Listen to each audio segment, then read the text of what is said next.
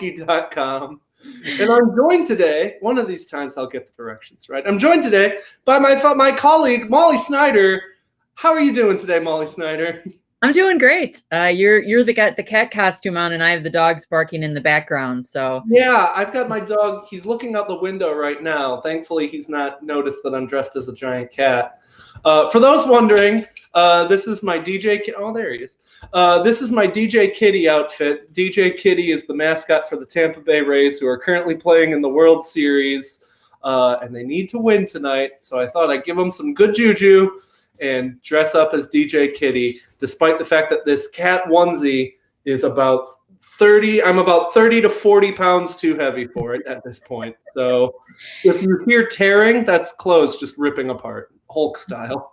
Nothing brings good juju like a way too small onesie. I mean, I've been saying that for years and years and years. So you're doing the right thing. Still won't wear the onesies that I provide every year. Exactly. But we are not here to talk about the Tampa Bay Rays or onesies. We're here to talk about the Milwaukee Film Festival. As you can see right below, October 15th through the 29th, we are within the final week. And if you haven't checked out the Milwaukee Film Festival yet, A, what's wrong with you? B, get on that. Just go to milwaukeefilm.org. mkefilm.org, and you can find tickets. You can find full festival passes, and you can find almost 200 movies, shorts and normal-sized movies, feature-length movies to watch. And we're going to talk about some of the spotlight ones we've seen, because, Molly, you just posted an article today about some of the female-focused movies that kind of caught your attention during the film festival so far and that you enjoyed so far. What have been your standouts? Well, my favorite one so far has been So Late, So Soon. Ooh. Have you seen that one yet? I have not. I read the description, and I read it, and I was like, that might be a Molly Snyder vehicle. So yes. I let that one, I was like, Molly, watch this. I think you'd be interested. And it sounds like I wasn't wrong. You're 100% accurate. Ah! You're very good at picking out Film Fest films for me. You've done it for the last however many years, and you were 3 for 3 this year again. I'll have you know. First of all, this is my favorite of all of the. I've watched 5 female-centric films so far, and I have 3 more that I'm planning to watch within the next few days. But my favorite so far, as I said, was So Late, So Soon. And that's a documentary that is about a couple who have been married for 50 years. They're both artists. They live in Rogers Park in Chicago. And it's about their art, their coming to terms with aging, and their relationship. And their relationship is extremely interesting. It kind of wanders down this path of they have been together 50 years. They've built a beautiful life together. But the husband, Don, was never really in love with the wife. He loved her. He cared about her. The life they built together, he thought was beautiful and artistic, but he was never in love with her. He was in love with someone else. He never wanted to have years. What? For 50 years? Yes. That's a long time to be half-hearting something. Well, and that's what it raises the question is it half-hearting? I think there's a lot of people that love each other who are married or together, but being in love is a different thing. And this is it's really a slippery, hard to pinpoint subject, but one that I have been thinking about for a lot of years on my own. And it was the first time I saw it really addressed, even not as much as I would have liked it to have been, but have it addressed, in a film. Because it's a fascinating topic, but they're quirky, they're smart, they're definitely weird, but they're on it. Their house is like crazy artistic, but it's clean, it's well organized. It's not like a hoarder's crazy old person, film. It's not a Grey Gardens. It's not a Grey Gardens, exactly. But it is, it has those elements to it for sure, because they're very artistic. She was an art teacher. They both lived their lives entirely with art, around art, for art. And their house reflects it. She's also a musician. She plays a beautiful piano. Oh. She's also a dancer. And she's also a roller dancer when she was younger. And there's a lot of footage from when they were younger, including her doing some really funky dancing on roller skates. And Wow. another thing, I'm just going on and on, I know, but I really loved this film, is that they show them as people who are in their late 70s and early 80s. Rarely seen on the big screen, period. Like after you turn like 60 in Hollywood or 60 in movies, they just do not care about you unless you're Meryl Streep or somebody else. Exactly. And not only do they show us, these two main characters, and primarily it's about the woman, Jackie, but also they show us what it looks like when people are like elderly and they're still hip and they're still like dressing the way, they dressed when they were 40 or 50. It's not like all of a sudden you have to wear like old person clothes or all of a sudden you have to do old person things, All of your blue and red clothes are traded out for beige. And, as a person who's like, I've been thinking about aging, it's like, I think there's a part of me needs to see more of that, or you see things like, oh, well, what's appropriate to wear when you're 35 or when you're 40 or when you're 50, especially for women, like what is no longer appropriate? Can you still wear a short skirt? Jackie in this film shows us we can wear whatever the hell we want and look rockin' and doing it. So I don't know. I just went on and on. I loved it. So this is a full-scale recommendation. This is a 110%. Not going to say it's a feel-good movie, though. It's bittersweet. It's bittersweet. Okay. It hurts in some ways because it's about aging and it's about time being very precious and realizing you don't have a lot of it, but also making the most of the time that you have. That's interesting because my favorite movie that I've seen so far this film festival is also bittersweet. It's called Morona's Fantastic Tale, which is actually in the kids category this year. It's an animated film about a dog who's about to die, and it relives. It like kind of goes back through its entire life and tells its story. It's gorgeously animated. Every frame gives you something new to look at.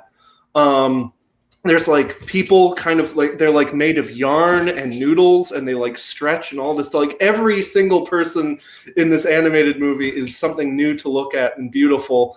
And it's like you said, it's very bittersweet because obviously it's about someone who's about to die, but also about looking back at their life and all of their story and putting that story on film and making sure that when one dies, if they die in art, they never truly die, which is a lovely sentiment, I think. So I don't know what it's doing in the kids movie section. I'm like, the movie opens with a dog getting hit by a car. So I'm like, oh, gather the family. Right. Real feel good family movie of the weekend. With Marley and Me. So that's a choice. Right. Hi, Charlie. Don't worry. You're not going to get hit by a car. You're not going to get hit by a car. No, boy, it's a puppy. So while I'm getting involved by a dog, any other recommendations? Any other standouts? I got to say, I loved 4 of the movies I saw so much. Ahead of the Curve, another great one. It's a documentary about the longest running and most commercially successful lesbian magazine called The Curve. And really, really fascinating. It also profiles the founder, who's a very determined woman who has a wonderful story of her own and is at a point now, which we all know of, is print publication still something that is valued? Should she move forward with the magazine 30 years later? Do younger lesbians need and want this? She realizes it's not just about her anymore and her generation. Is this a value to younger women and younger lesbians?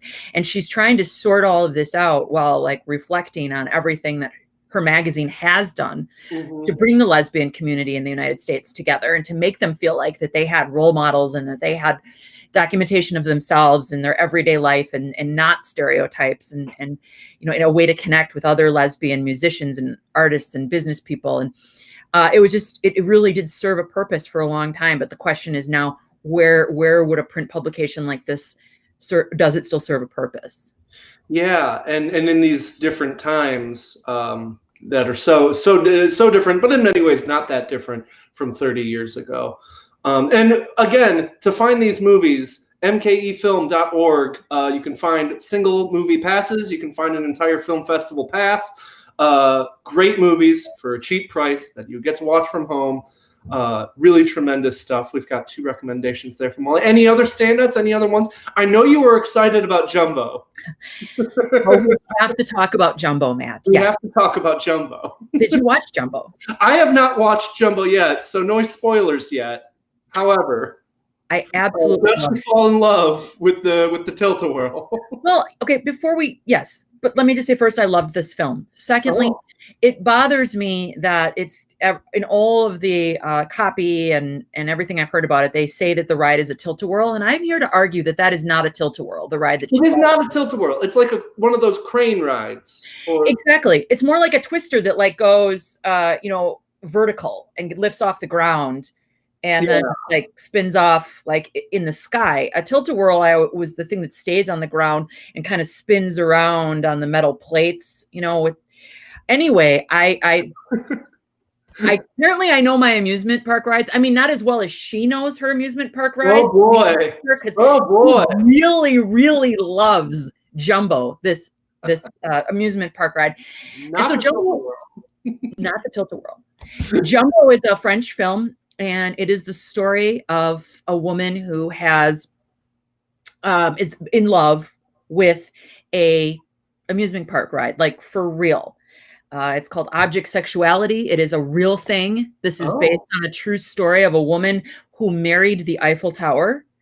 And the question is, which is explored through this film, is are people who have object sexuality, is it a fetish? Or is it just another form of love that deserves to be recognized just like love is love? Because it harms no one, because it is something that happens to apparently a large number of people. About half of the people who fall in love with objects are on the autism spectrum, but half are not. And so, it can really happen to anyone. And it's a question of, at first it's like, obviously super weird, don't really get it. And this movie has some scenes that really take it to the nth degree, including 2 sex scenes that you will get them. Yes. 2.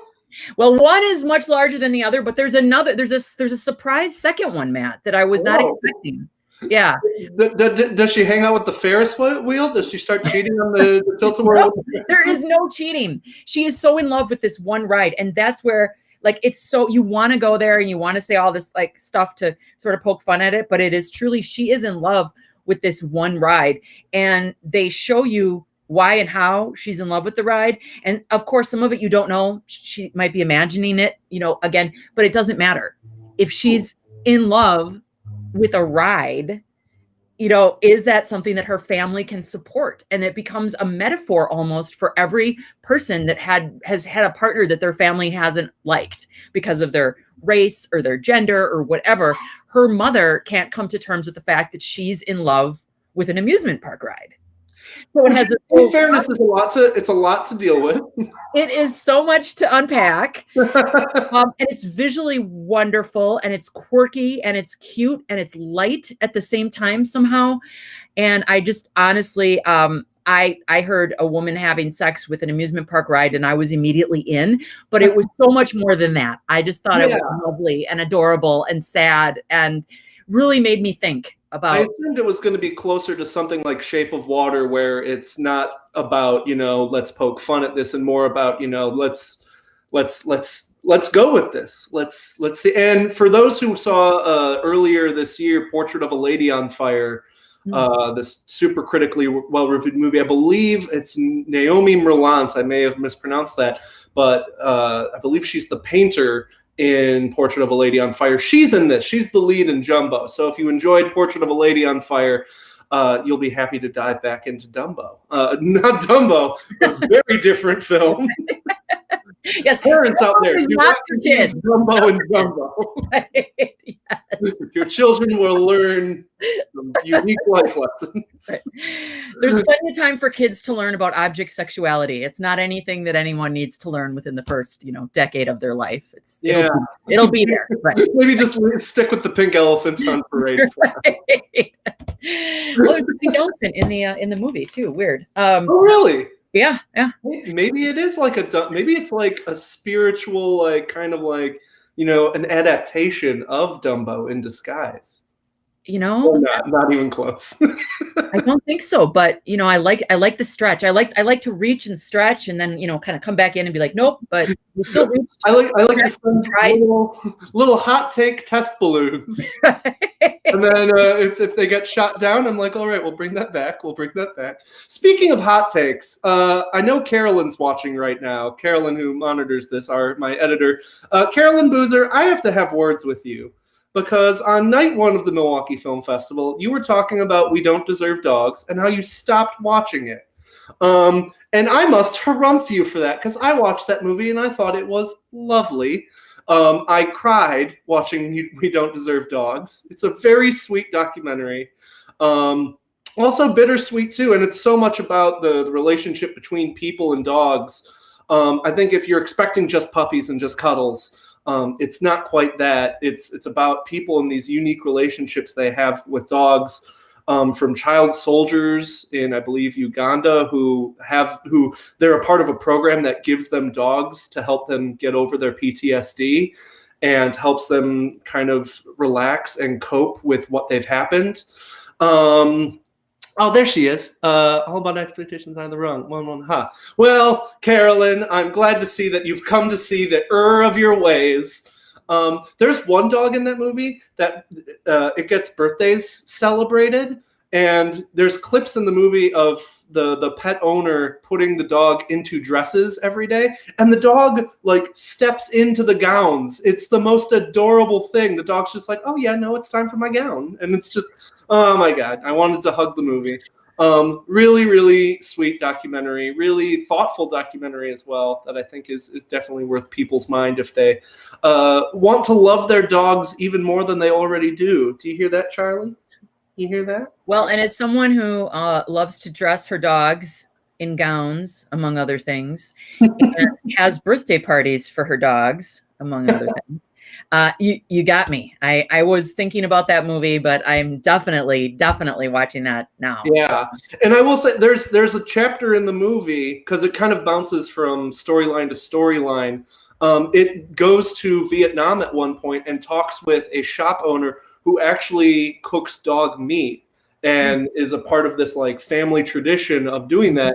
And it's difficult on some levels to watch, but it's also it's a interesting perspective. And I almost wish there was a little bit more of that to put in the context of that and kind of learn what it is about that tradition and that food.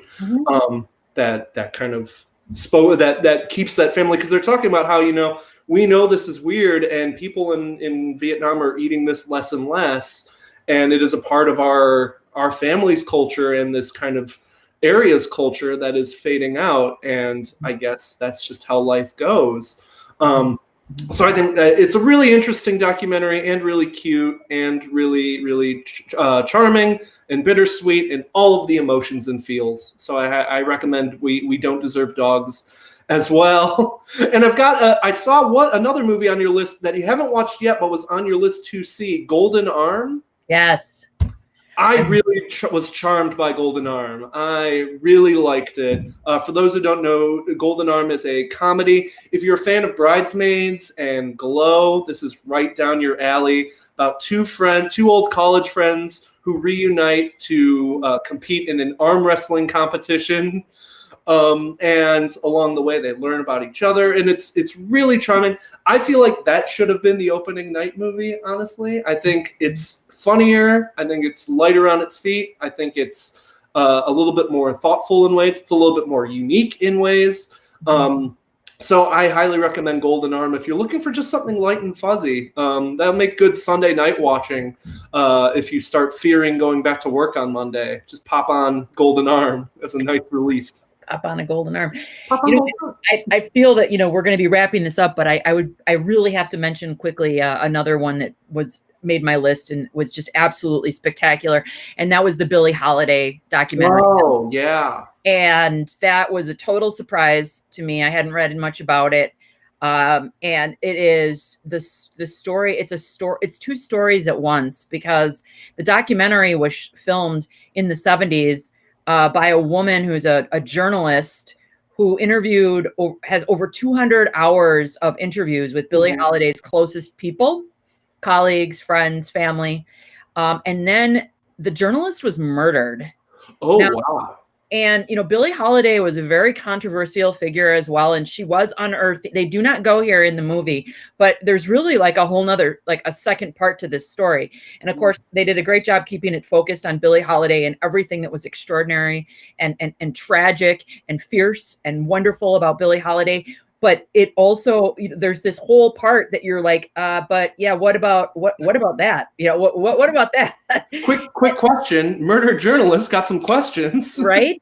And then all of this footage, 200 hours, all like on cassettes, sat for 40 years until, we see it now and we hear it in this documentary, and it tells us things about Billie Holiday that no one knew before, and unearths just an incredible trove of personal information about Billie. And it's absolutely mind-blowing. But again, it's just the curiosity about what happened to this journalist, this woman from this New York, this Jewish young woman from New York who was an Uber fan and just decided she was going to write the definitive biography of Billie Holiday. And then when she's nearing the end, gets offed. She was reported as a suicide, but I don't want to spoil it, but it wasn't, most likely. So anyway, it's just a really compelling documentary on so many levels. Sure. And it also in the end portrays Billie as a really strong shero, not as a tragic abuse victim, alcoholic, addict. That's all in there. But in the end, it's a very strong portrayal, which is definitely who Billie, I think, was and how she deserves to be portrayed. Yeah, and it's always interesting with musical biopics and stuff like that, because I think people always want the full story, and I always subscribe that those movies tend to be better when they hone in on one particular time, because if you try to put an entire life in a movie, you're going to have to leave stuff out. You're going to have to skim over things. You're always going to want more, whereas if you hone in on one era, you kind of get the, like Selma, for instance, which isn't a musical biopic, but is a biopic about MLK. I think that movie was really smart to be like, this is the segment of time that we are going to focus on. And we know that stuff happened around this, but here is where I think we can find an interesting character moment that dives into the character and also into important relevant stuff today. But it sounds like Billie goes beyond and then beyond in terms of what it's covering in that one. It was a lot, but it still had that kernel that held it together. That it was only it was based on only things that were on the tapes. Okay. So and they kept going back to like the tape playing, the cassette playing, and the tape being recorded, and so it really held things together. In that if it wasn't in the tapes, it wasn't explored. Okay. But there was so much in the tapes that it was very vast how much they covered of her lifetime. But again, it was really like a thread that held the documentary together and didn't let it get away from itself. Okay. I thought they did a really great job. And I just feel like I even missed some stuff because it was so dense. We talked about even watching it again. It was that good. So. Which you can do because you can watch these all at home anytime you want. There are no screening times. There are no locations this year. They are all on the Milwaukee Film Festival app. And if you want to buy tickets, if you want to buy a full festival pass, go to mkefilm.org. It's so easy to use. I keep telling people, if you can use Hulu, if you can use Netflix, if you can use Disney Plus, you can use the Milwaukee Film Festival app. It's so intuitive. That was my dog shaking itself in the background there. I just want to, so Carolyn just put in the comments down there that you can find her list of the female flicks to watch. I believe there's 4 on the list, several of the ones we've talked about here on that list. And I should probably get around quick to my 3 to see for today, which I themed around dancing, because tonight is a one-night only dance party in your apartment with Stop Making Sense. Not even COVID can stop the dance party that is Stop Making Sense. Screening one time only tonight at 9:00 on the Milwaukee Film Festival app. You got to check that out. If you've never seen Stop Making Sense, it is one of the most joyful films you will ever see. And even if you're not a Talking Heads fan, and no one's gone to a concert this year. So this is the best opportunity you have to go to a concert and get to dance and get to feel free and get to feel happy again. So I highly recommend Stop Making Sense. Another one that I'm very interested in is called Emma, which is by the director Pablo Larraín. He does all sorts of interesting stuff. Did you get to see Jackie from a few years ago, Molly? That's not ringing a bell. No, is that the Jackie Kennedy movie? Yeah, and it's very weird. It was supposed to be a big Oscar movie, and then people saw it and they were like, this movie is strange. And it is strange. It's a gorgeous, gilded nightmare of a movie about her post John F. Kennedy's assassination. But Pablo Larraín directed that. He directed a really fun political comedy called No. And now he's doing this melodrama about a woman and her a dancer and her kind of instructor, husband or partner, who they lose a child that they adopted. The child gets taken away from them, and she's plotting to get the child back. All the while, there's these dance routines and colorful dance numbers throughout the movie. It sounds like a wild combination of material. I'm very excited to watch that one, because worst comes to worst, you get to hear good music and watch great dancing. And then my final one, speaking of great dancing, is Dark City, Beneath the Beat, about dancers in Baltimore. Really highly recommend that one as well. And again, the cool thing about I think movies are such a great place to watch dance, because dance is such an inherently cinematic thing to look at. It is all movement and all sound and all emotion and feeling put into a physical, move. I'm testing the limits of my cat suit right now. But those are my 3 to see for today. Stop Making Sense, Emma, and Dark City. And if none of those appeal to you, well, check out Molly's movies that she recommended. And if those don't appeal to you, well, then you're just a jerk. But I've got 9 more days of recommendations in my full list of 3 to see. So as I always tell people, if you can't find something you want to see at the Milwaukee Film Festival, you just don't like movies. True. Well, and tonight is also, I'm going to be watching the Centerpiece film, and I'm really looking forward to that. And that's Crisis, and supposedly a really insider look, really deep dive into that. So it's going to be really depressing, but I've heard it was extremely well done, and I'm very excited to watch it for that reason. And if it's the Centerpiece film, clearly Milwaukee Film feels good about it and really wants. They tend to pick movies that they really feel strongly about for the Centerpiece, ones that have a real emotional punch, ones that really talk about serious issues, or just ones that are really fascinating. So I think you're going to find all of that. And it may be, not the most lighthearted of views, I imagine, but that's what Golden Arm is there for. Watch it afterwards. Double feature. Watch it down some arm wrestling competition. It's great. Yeah. I like that movie a whole bunch. And I like you a whole bunch, Molly. Thank you so much for joining on this Facebook Live. We'll do more of these. I will not be here at 1 o'clock tomorrow because there's a Packer game going on at 1 o'clock tomorrow. And no one's going to be watching little old me on Facebook Live at 1 o'clock during a Packer game. So you can find me at 11 o'clock on Milwaukee's Facebook page. I will be talking about my 3 to see for tomorrow after the Packer game, movies to watch after the Packer game, or if the Packer game goes really poorly and you need to escape during the Packer game. So join me at 11 o'clock tomorrow, where I'll be talking about the next 3 you should check out at the Milwaukee Film Festival. You've only got about 5 or 6 more days left of an insane amount of movies to watch. Oh, Barb Cole, thank you for the ideas to watch. Well, Barb Cole, thank you for the comment. And thank you for watching. And let us know in the comments what you've enjoyed so far, what you've seen, what you liked, what you didn't like. I miss being able to talk with people in line at the film festival. So we'll have to reenact that or recreate that in the comments. So thank you again, Molly Snyder, for joining me on this half-hour-long video. Go us. Thanks for having me, Matt. It was really fun. Yes, and thank you everyone for watching. I'll see you tomorrow at 11 o'clock. Have a great weekend.